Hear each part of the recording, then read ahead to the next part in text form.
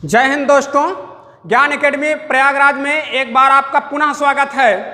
मैं SP Singh science विषय के साथ आपका स्वागत करता हूं। अब तक आप लोगों ने पेट से रिलेटेड प्रतिदिन देख रहे होंगे कि हम आपके सामने क्वेश्चनों की एक श्रृंखला चला रहे हैं और इस श्रृंखला पर आप देखते हैं कि प्रतिदिन हम लगभग 10 से 12-15 क्वेश्चन के करीब डालने की कोशिश करते हैं। हमने आपसे पहले दिन ही चर्चा किया था कि आपके लिए 10 क्वेश्चन नहीं है, इन 10 क्वेश्चन इनको आप मत मानकर पढ़िएगा, ये समझिएगा कि हम पर डे 50 क्वेश्चन आपके बता रहे हैं। और अगर आप ये 50 क्वेश्चन प्रतिदिन देखते जाएंगे, एक दिन आपके पास पूरा ढेर सारा भंडार हो जाएगा। अभी आपसे हम 5-6 दिन इसी साइंस पर बायोलॉजी की चर्चा करवा रहे हैं। 2-4 दिन बाद फिर हम इसके बाद केमिस्ट्री के भी वीडियो अपलोड करेंगे और फिजिक्स के भी वीडियो की चर्चा करवाएंगे। हमने आपसे पिछली क्लास पर भी पिछली वीडियो पर भी चर्चा किया था कि इस पर आप क्या काम करिए, थोड़ा सा लाइक, शेयर और सब्सक्राइब और कमेंट आप करते रहा करिए।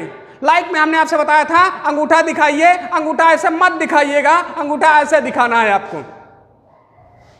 जितना ज़्यादा आप लोग इस पर कमेंट करते हैं, वीडियो को शेयर करते हैं और कमेंट अगर हम लोग देखते हैं तो उससे हम लोगों के अंदर एक अलग सी एनर्जी आती है।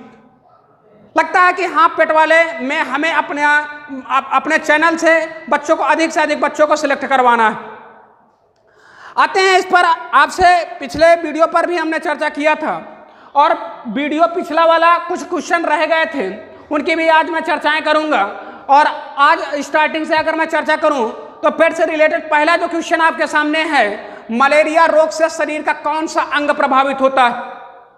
मलेरिया रोग से शरीर का कौन सा अंग प्रभावित होता है? पहला ऑप्शन प्लीहा, दूसरा लीवर, तीसरा फेफड़ा, चौथा अस्थियां। आपको याद होगा कि प्लीहा को हमने आपसे बताया था कि प्लीहा को क्या बोला जाता है? स्प्लीन बोला जाता है। क्या बोला जाता है? स्प्लीन। कभी अगर आपसे कह दिया जाए कि आरबीसी का कब्रस्तान किसे कहा जाता है, तब भी आप बताएंगे प्लीहा को कहा जाता है। मम्मी के यूट्रस में बनने वाले प्रथम आर्गन का नाम क्या है? तब भी आप बताएंगे प्लीहा। कब बनता है? जब हम मम्मी के गर्भाशय के अंदर 3 महीने के होते हैं, सर्वप्रथम बनने वाले आर्गन का नाम क्या होता है? प्लीहा। और आरबीसी का जीवन काल कितने दिनों का होता है? 120 दिनों का। आरबीसी की काउंटिंग किसके द्वारा की जाती है? आप बताएंगे हीमोसाइटोमीटर द्वारा। आरबीसी का मेन काम क्या है? तब आप बताएंगे ऑक्सीजन एवं भोजन का संवहन करने का कार्य होता है। दूसरे नंबर पर अगर मैं आपसे चर्चा करूं लीवर की, तो लीवर हमारे शरीर की सबसे बड़ी ग्रंथि है। इसका वजन कितना है? 1.5 किलोग्राम का इसका वजन होता है। लीवर के अंदर क्या बनता है? यूरिया का फॉर्मेशन होता है। यूरिया के अंदर क्या बनता है? आप बताएंगे पित्त बनता है। पित्त बनने के बाद कहां पर जाता है? पित्ताशय के अंदर एकत्रित होने का कार्य करता है। इसके बाद अगर आपको याद आ रहा होगा, फेफड़े पर हमने चर्चा किया था। ये क्या काम करता है? हमारे द्वारा ली गई O2 को ब्लड के अंदर सप्लाई करवाता है, बदले में बनी हुई अशुद्धि के रूप में कार्बन डाइऑक्साइड को बाहर करवाने का कार्य करवाता है। कभी अगर आपसे क्वेश्चन पूछ लिया जाए कि फेफड़े की संरचनात्मक एवं क्रियात्मक इकाई किसे कहा जाता है, तब आप बताइएगा वायु कोष्ठ को। किसे कहा जाता है? वायु कोष्ठ को। एल्वलाई को क्या कहा जाता है? फेफड़े की संरचनात्मक एवं क्रियात्मक इकाई कहा जाता है। कभी अगर आपसे क्वेश्चन पूछ लिया जाए कि मनुष्यों के शरीर के अंदर आवाज कहां से आती है, तब आप बताइएगा आवाज आने का काम लायरिंग्स से होता है। कहां से होता है? लायरिंग्स से। और लायरिंग्स को क्या बोला जाता है? कंठ बोला जाता है। कभी अगर आपसे कह दिया जाए कि जानवरों में आवाज कहां से आती है, तब आप बताएंगे सायरिंग्स से आती है। कहां से आती है? सायरिंग्स के अंदर जो जानवरों के अंदर आवाज आती है। चौथे नंबर पर ऑप्शन दिया हुआ अस्थियां। अस्थि को हमने आपसे बोला था बोन बोला जाता है। और अस्थि बनने की प्रक्रिया क्या कहलाती है? आपने कहा था ऑसिफिकेशन कहलाती है। अस्थियों के अध्ययन को क्या कहा जाता है? अस्टियोलॉजी कहा जाता है। टोटल वयस्क व्यक्तियों के अंदर हड्डियों की संख्या कितनी पाई जाती है? 200। न्यूबॉर्न बेबी के अंदर कितनी पाई जाती है? 300।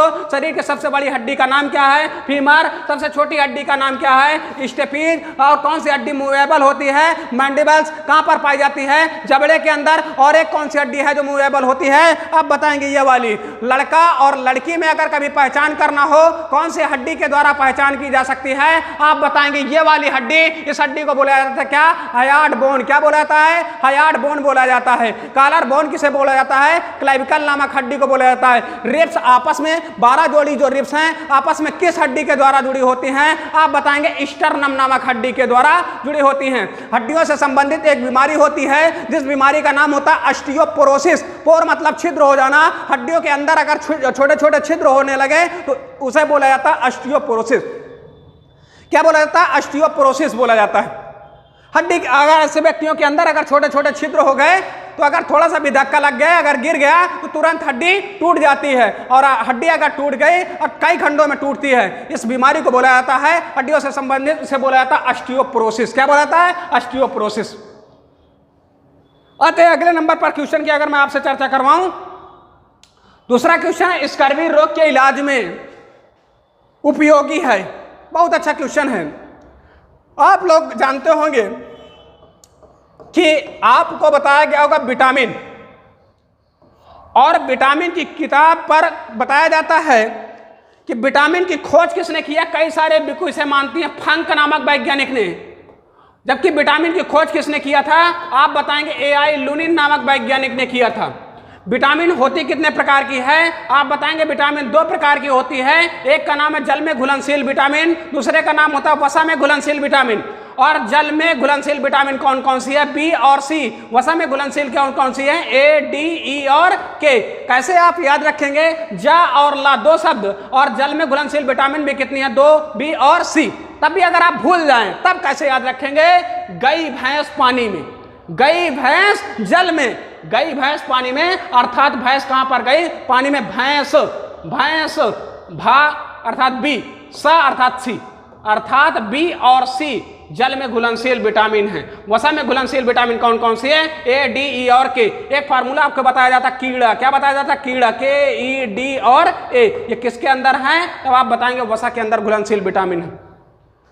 और आपसे बताया जाता है कि विटामिन ए का रासायनिक नाम क्या होता है, विटामिन बी का रासायनिक नाम क्या होता है, विटामिन सी का रासायनिक नाम क्या होता है। जितने भी विटामिन हैं ये आपके लिए सब इंपॉर्टेंट है। विटामिन से 100% एक क्वेश्चन आपको देखने को मिलेगा। आप पुनः एक बार वीडियो जितने भी हैं विटामिन, इनके विटामिन वाले जितने भी इनके होने, कौन से विटामिन से कौन से विटामिन का क्या रासायनिक नाम है और कौन से विटामिन से कौन सा रोग हो सकता है, इसे एक बार पुनः आप देख लीजिएगा। जैसे आप जानते हैं विटामिन ए का रासायनिक नाम क्या होता है? रेटिनॉल। विटामिन बी का रासायनिक नाम क्या होता है? थायमीन। क्या होता है? थायमीन।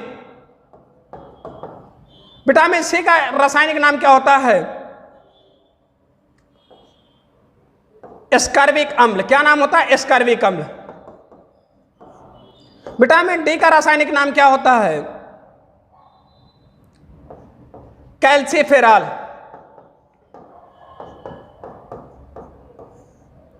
विटामिन ई का टोकोफेरॉल।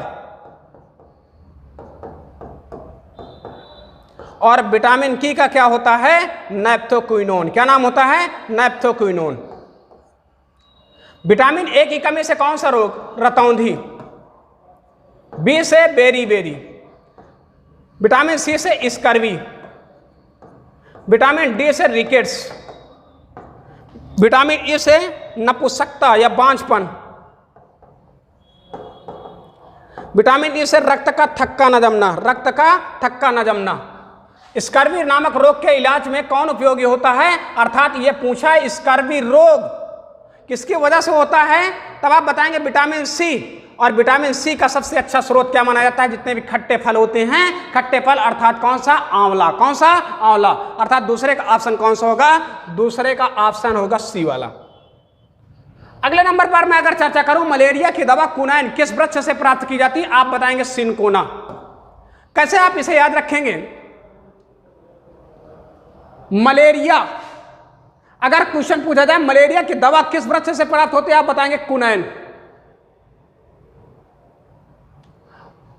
और यहां पर क्या क्वेश्चन दिया है? मलेरिया की दवा कुनैन किस वृक्ष से प्राप्त होती है? आप बताएंगे सिनकोना। क्या बताएंगे? सिनकोना।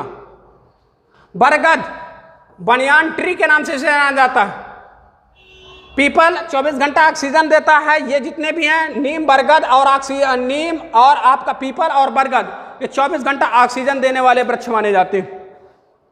आते हैं तीसरे नंबर पर, अगर मैं आपसे चर्चा करवाऊं, वर्णांध व्यक्ति को किस रंग की पहचान नहीं हो पाती है? लाल व हरा। कौन सा? लाल व हरा रंग। क्या है वर्णांधता रोग? इसे अंग्रेजी में बोला जाता है कलर ब्लाइंडनेस। क्या बोला जाता है? Colour blindness. कलर ब्लाइंडनेस के नाम से जाना जाता है। यह कैसा रोग है आप बताएंगे? यह एक प्रकार का लिंग संलग्न रोग है। और कैसे हो जाता है आप बताएंगे? ये जन्मजात रोग है। कैसा रोग है? जन्मजात। और ये किस क्रोमोसोम पर होने वाला रोग है आप बताएंगे? एक्स क्रोमोसोम पर होने वाला रोग है। स्त्रियां इस रोग की क्या होती हैं? वाहक होती हैं। क्या होती हैं? वाहक होती हैं। यह सदैव इस पर व्यक्ति किस रंग का पहचान नहीं कर पाता? लाल व हरे रंग की पहचान नहीं कर पाता। अक्सर क्वेश्चन रेलवे में पूछा जाता है कि क्या कारण है कि कभी रेलवे में वर्णांध व्यक्ति रेलवे का ड्राइवर नहीं बनाया जा सकता। अब आप समझ गए होंगे कि वर्णांध व्यक्ति को अगर रेलवे का ड्राइवर बना दिया जाएगा, पता चले वहां सिग्नल उसे देखना है लाल और हरा, वहां पता चल रहा लाल वाला जल रहा, उसको समझ में आ रहा हरा वाला, और वो ट्रेन में बैठा है और छुक छुक छुक करके पीछे जाके उस पर ठोक दिया। कहने का मतलब क्या है? कहने का मतलब ये है कि वर्णांध व्यक्ति को कभी रेलवे का ड्राइवर नहीं बनाया जा सकता। अगले नंबर पर अगर मैं आपसे चर्चा करवाऊं, रक्त कैंसर को क्या कहा जाता है? रक्त कैंसर को कहा जाता है ल्यूकेमिया। क्या कहा जाता है? ल्यूकेमिया। रेबीज किससे होता है? तब आप बताएंगे कुत्तों के काटने से। अगर आपको याद होगा, कुत्ता है आपका, बिल्ली है आपकी, गिलहरी है, बंदर है, सियार है, इनके सब के काटने से क्या पाया जाता है? रेबीज। क्या पाया जाता है? रेबीज। और ब्लड कैंसर क्या है? ल्यूकेमिया। क्या है? ल्यूकेमिया। अर्थात जब हमारे शरीर के अंदर WBC की मात्रा जो रहती है, इस WBC की मात्रा कितनी रहती है आप बताएंगे? 8000 से लेकर 10,000 तक पाई जाती है। और जब इसकी काउंटिंग 8000 से लेकर 10,000 से ज्यादा मात्रा में पहुंचने लगती है, तब व्यक्ति के शरीर के अंदर कौन सा रोग उत्पन्न हो जाता है? ल्यूकीमिया। इसी ल्यूकीमिया को ब्लड कैंसर के नाम से भी जाना जाता है। अगले नंबर पर अगर मैं क्वेश्चन करूं, मशरूम किसका उदाहरण है? तब आप बताएंगे कि मशरूम उदाहरण है फंजाई का। किसका उदाहरण है? फंजाई का। वायरस का पता किसने लगाया था? आप बताएंगे ल्यूवेनहॉक। नहीं, इवानोवस्की। इसके जनक कौन है? तब आप बताएंगे इवानोवस्की नामक वैज्ञानिक को क्या कहा जाता है? वायरस का जनक। और लाइकेन हमने आपसे बताया था वायु प्रदूषण का सबसे अच्छा सूचकांक है। किससे मिलकर बना होता है? आपने बताया था शैवाल प्लस कवक से मिलकर बना होता है। कौन? लाइकेन। बैक्टीरिया के जनक किसे माना जाता है? आप बताएंगे ल्यूवेनहॉक को। किसे माना जाता है? ल्यूवेनहॉक को क्या माना जाता है? बैक्टीरिया का जनक माना जाता है। बैक्टीरिया हमारे लिए लाभदायक और हानिकारक दोनों प्रकार के हो सकते हैं। जैसे आपसे कभी क्वेश्चन पूछ ले कि दूध से दही बनाने वाले जीवाणु का नाम बताइए, आप बताएंगे लैक्टोबैसिलस। दूध में उपस्थित शर्करा का नाम लैक्टोज शर्करा। दूध में उपस्थित प्रोटीन का नाम केसिन प्रोटीन। बच्चों में दूध को पचाने वाले एंजाइम का नाम आप बताएंगे रेनिन। क्या नाम है? रेनिन। और दूध की शुद्धता मापने वाले यंत्र का नाम आप बताएंगे लैक्टोमीटर। क्या बताएंगे? लैक्टोमीटर। और अगर आपसे कभी क्वेश्चन पूछ ले कि सिरका बनाने वाले जीवाणु का नाम क्या होता है, तब आप बताएंगे लैक्टोबैसिलस एसिटी। क्या बताएंगे? लैक्टोबैसिलस एसिटी। नहीं, स्ट्रेप्टोकोकस एसिटी। क्या है? स्ट्रेप्टोकोकस एसिटी नामक जीवाणु क्या काम करवाता है? सिरका बनवाने का काम करता है। क्या करवाता है? सिरका बनाने का काम करवाता है। अगले नंबर पर अगर आपसे कह दिया जाए स्पंज गुहा किस संघ का विशिष्ट लक्षण है? कभी अगर आपसे पूछा जाए स्पंज किस संघ का जंतु है, तब आप बताइएगा किसे? पोरीफेरा को। किसे बताइएगा? पोरीफेरा को। प्रोटोजोआ के अंतर्गत आने वाले जंतु कौन कौन से हैं? तब आपको बताया जाता है अमीबा, युग्लिना और पैरामीशियम। कौन कौन से हैं? अमीबा, युग्लिना और कौन से हैं? पैरामीशियम। इसी के अंतर्गत मलेरिया भी आता है। और मलेरिया किससे होता है? अभी आप लोगों ने बताया था मादा एनाफिलीज मच्छरनी के काटने से। दिन में हमें मच्छर नहीं काटे, कोई परिवर्तन नहीं है। अगर रात में, शाम टाइम या सुबह भोर में मच्छर नहीं काटती है तब हमको कौन सा रोग हो सकता है? मलेरिया। और मलेरिया कितने प्रकार का होता है? आप बताएंगे 4 प्रकार का। कौन कौन सा? प्लाज्मोडियम, इसका क्या होता है? वाहक। क्या होता है? प्लाज्मोडियम। और Plasmodium vivax, Plasmodium falciparum, Plasmodium ovale और Plasmodium vivax. Plasmodium vivax, Plasmodium falciparum, Plasmodium ovale और प्लाज्मोडियम एक है प्लाज्मोडियम मलेरी। कौन सा? Plasmodium malariae.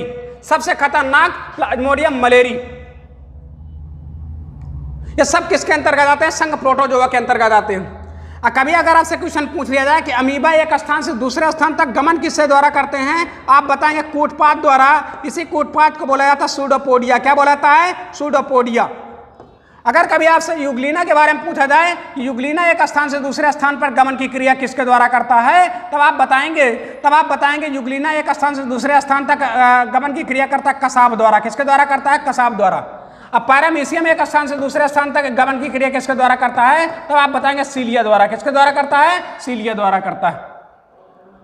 पोरीफेरा को इस संघ के अंतर्गत आने वाले जंतु कौन कौन से हैं? स्पंज गुहा, अर्थात स्पंज गुहा के नाम से पूछा गया है तो कौन सा है? तब आप बताएंगे पोरीफेरा। क्या बताएंगे? पोरीफेरा। क्या बताएंगे? पोरीफेरा। पानी दे दो। स्पंज गुहा किसके अंतर्गत आता है? पोरीफेरा के अंतर्गत आता है। निडेरिया के अंतर्गत आने वाले जंतु का नाम क्या है? आप बताएंगे हाइड्रा। कौन सा है? हाइड्रा।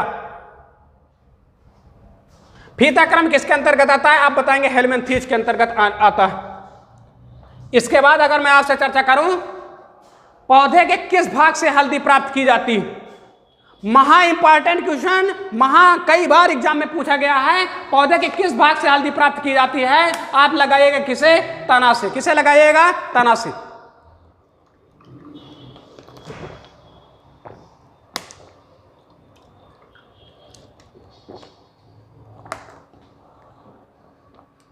कभी अगर आपसे क्वेश्चन पूछ ले कि तने तक पानी पहुंचाने का काम कौन करता है?